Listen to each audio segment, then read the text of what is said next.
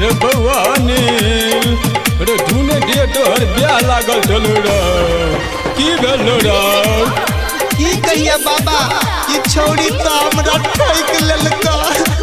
सरवन mobile shop घुर्मी बाजार। यार ऊ हमारा से शादी दोसर सा केलक, प्यार ऊ हमारा से शादी दोसर सा केलक। ई छौड़ी हमरा ठोक लेलक, ई छौड़ी हमरा ठोक लेलक।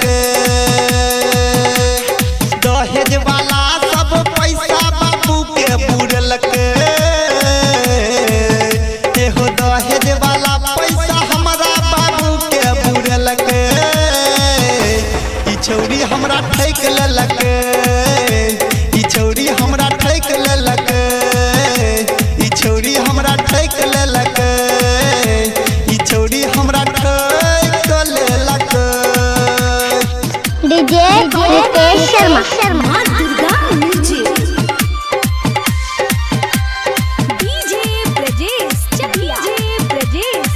सरवन मोबाइल सेंटर घुर्मी बाजार। इलाका किसी का भी हो पर धमाका हमारा ही होगा। झूठो के हमरा से प्रेम उकेलक,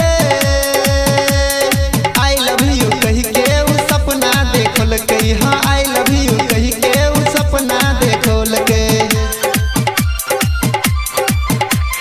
भरल जवानी में ये हमरा लगेलक हो, भरल जवानी में ये हमरा लगोलक। ई छौड़ी हमरा ठोक लेलक, ई छौड़ी हमरा ठोक लेलक।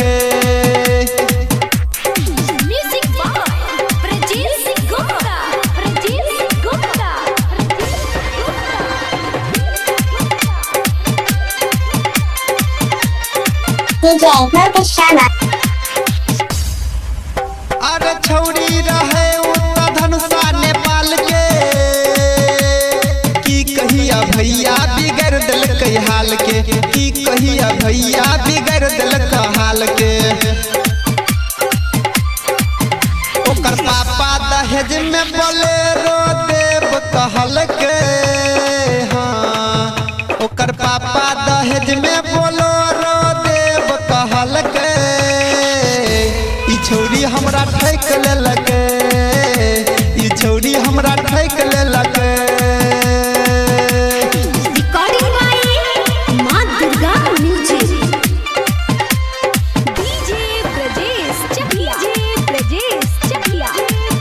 गाना मिक्सिंग बनाने के लिए संपर्क करें सरवन मोबाइल सेंटर घुर्मी बाजार।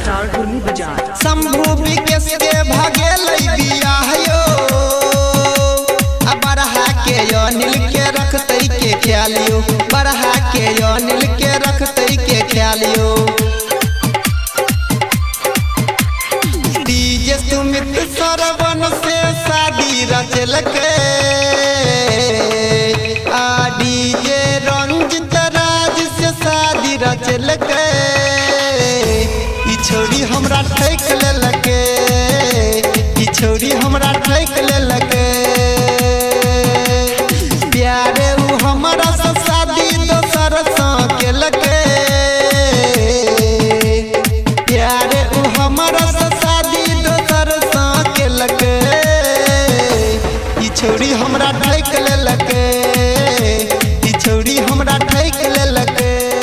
डीजे रितेश शर्मा।